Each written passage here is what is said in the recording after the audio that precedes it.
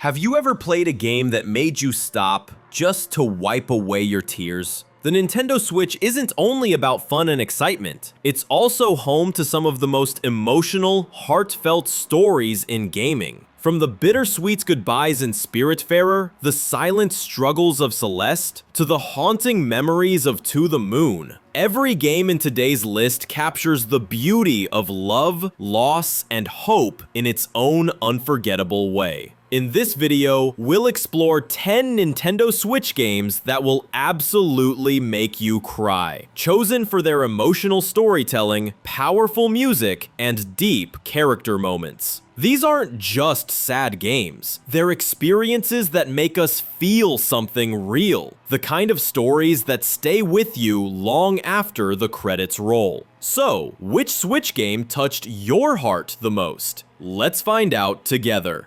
There are games about death, and then there's Spiritfarer, a game about saying goodbye. You play as Stella, a young woman who becomes the ferry master for lost souls traveling to the afterlife. But instead of dark tones or fear, Spiritfarer greets you with warmth, a soft art style, glowing sunsets, and gentle music that somehow makes parting even more painful. Each spirit has a story: a chef who regrets leaving his family, a snake who once guided others but lost herself, a hedgehog who slowly forgets who she is. You cook their favorite meals, listen to their memories, and build them homes on your boat. They laugh, they cry, they reminisce. And then, when the time comes, they quietly ask to move on. The final moments of each farewell are painfully beautiful. No words, just silence, a hug, and the sound of waves as they disappear into the light. Spiritfarer doesn't teach you how to win, it teaches you how to let go. And somehow that lesson stays long after the credits roll.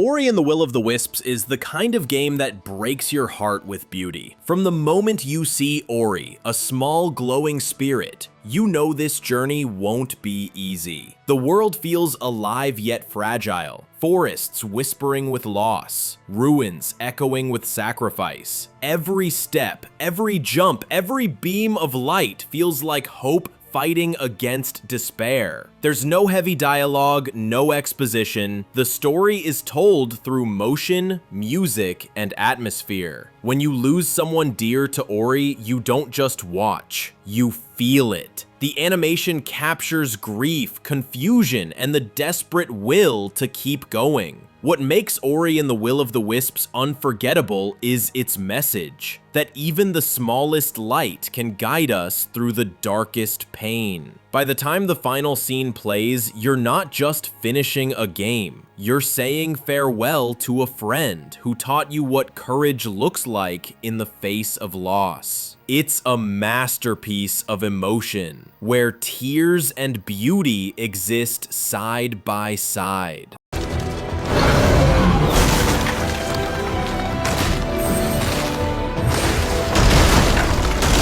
Sometimes the simplest graphics can tell the most powerful stories. To the Moon is a quiet, pixelated adventure that starts with two doctors visiting a dying man to fulfill his final wish: to go to the moon. Sounds odd, right? But as you travel through his fading memories layer by layer, you uncover a love story filled with regret, innocence, and the weight of promises made long ago. It's not about science or rockets, it's about two people who found each other, drifted apart, and never stopped loving in their own broken way. Every scene you uncover feels like turning the pages of someone's soul. The music, soft piano, melancholic tones, becomes part of the storytelling, carrying emotions that words could never express. And then comes the twist, when you finally understand why he wanted to go to the moon. It's one of those rare gaming moments where silence feels louder than any dialogue.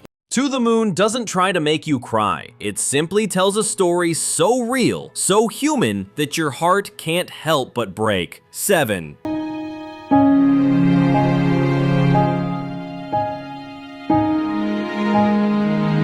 At first glance, Celeste looks like a colorful indie platformer about climbing a mountain, but that mountain isn't made of stone. It's made of fear, self-doubt, and anxiety. You play as Madeline, a young woman determined to reach the summit, though what she's really fighting is herself. Every fall, every restart, every retry feels like an echo of what it means to push through depression. What makes Celeste so powerful isn't just the challenging gameplay, it's how the game uses that difficulty to tell its story. You're not just pressing buttons, you're learning resilience. The mountain talks back, your darker self taunts you, and somewhere along the way, the message clicks. Progress isn't about being perfect, it's about forgiving yourself for failing. By the time you reach the top, it's not just Madeline who's grown, it's you. Celeste transforms pain into triumph, turning every tear of frustration into one of self-acceptance. Few games remind us so vividly that sometimes the hardest battles are the ones within.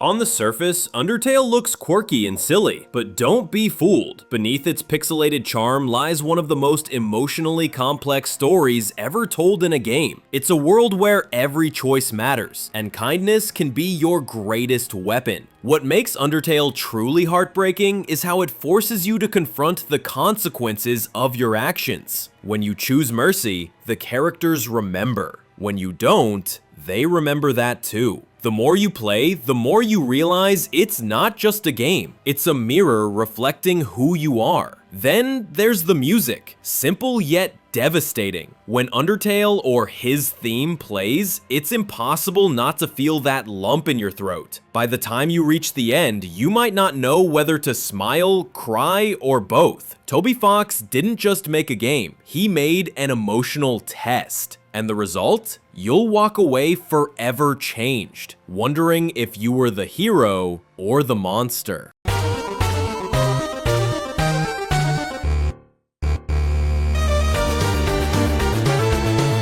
Gris is pure poetry in motion, a game that doesn't use words to tell its story, but instead paints it with color, light, and music. You play as a young girl lost in a world of sorrow, trying to regain her voice after unspeakable grief. Every color you restore to her world represents a stage of healing, denial, anger, acceptance, rebirth. What makes Gris unforgettable is how it turns emotion into gameplay. You don't fight enemies, you move through sadness. You float through falling ruins, walk beneath oceans of blue, and climb towers of hope. Every scene is like a living painting, and every melody feels like a quiet whisper of comfort. It's not a game about winning, it's about feeling. And when you finally help Gris find her voice again, it's not victory you feel, it's peace. Few games understand grief the way Gris does. It doesn't dramatize sadness, it honors it, reminding us that beauty and pain often coexist in the same breath.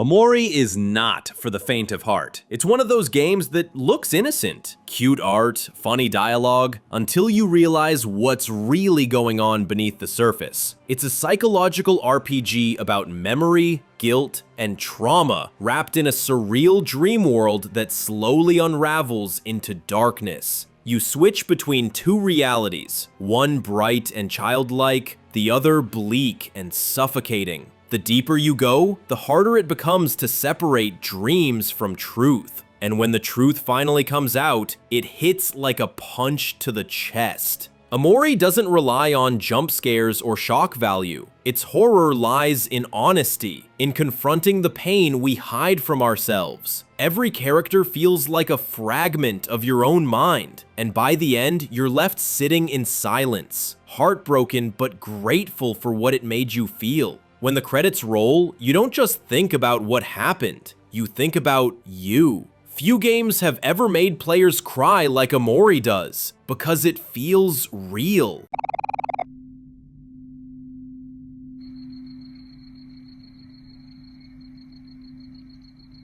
At first glance, Breath of the Wild is an open-world adventure. Freedom, discovery, exploration. But look closer, and it's a story of solitude and loss. Link wakes up in a ruined kingdom, memories shattered, friends gone. A century of failure behind him. The world is beautiful, yes, but it's also empty. Every quiet field, every broken village, every piece of music feels like an echo of what once was. You see glimpses of Zelda's struggle, her burden, her hope, her exhaustion, and you realize this isn't a story about saving the world. It's a story about redemption, about carrying guilt long enough to finally forgive yourself. When you stand on a mountaintop watching the sun rise over Hyrule, it's not just breathtaking, it's heartbreaking, because you understand what was lost to bring that beauty back. Breath of the Wild doesn't force you to cry, it lets the silence do it for you.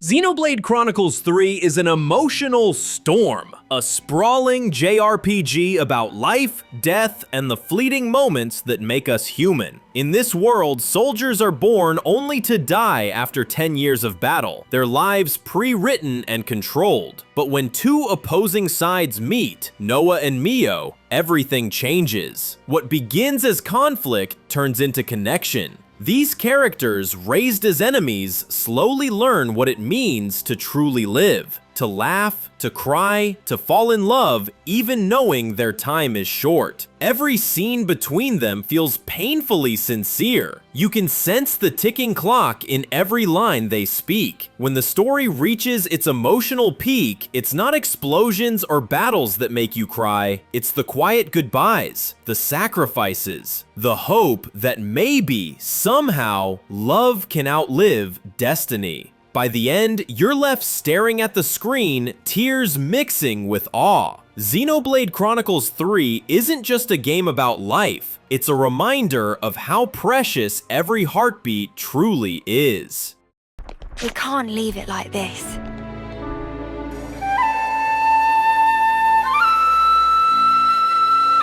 Some games make you cry because of what happens to the characters, but Life is Strange True Colors makes you cry because of what it makes you feel. You play as Alex Chen, a young woman with a supernatural gift, the power to feel the emotions of others. Every color she sees reflects someone's inner world: anger, fear, sadness, love. When tragedy strikes her brother, Alex's journey becomes a meditation on grief, empathy, and healing. What sets this game apart is how personal it feels. It's not about solving puzzles or defeating enemies. It's about understanding people, listening, and forgiving. The town of Haven Springs becomes a living, breathing character. Every song, every conversation carries emotional weight. And when Alex finally embraces her power, not as a curse, but as a gift, it's impossible not to cry. Because in that moment, you realize the truth.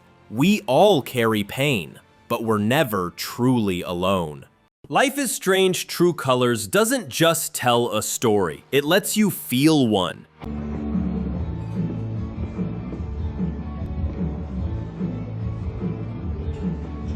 There's something truly magical about games that make us cry. They remind us that video games aren't just pixels and code. They're stories about being human. Whether it's saying goodbye in Spiritfarer, finding hope in Omori, or confronting our fears in Celeste, each of these Nintendo Switch titles carries a heartbeat. The reason these games stay with us isn't just because they're sad, it's because they're honest. They show that it's okay to feel lost, to grieve, to love, and to heal. And sometimes, pressing continue after a tearful moment means we're choosing hope, both in the game and in life. So now, I want to hear from you. Which Nintendo Switch game hit you the hardest? Was it To the Moon's bittersweet ending, Omori's haunting truth, or Life is Strange True Colors' empathy-driven story? Let me know in the comments below. And don't forget to like, subscribe, and share this video with someone who loves emotional storytelling as much as you do. Because sometimes, the best games are the ones that make us cry.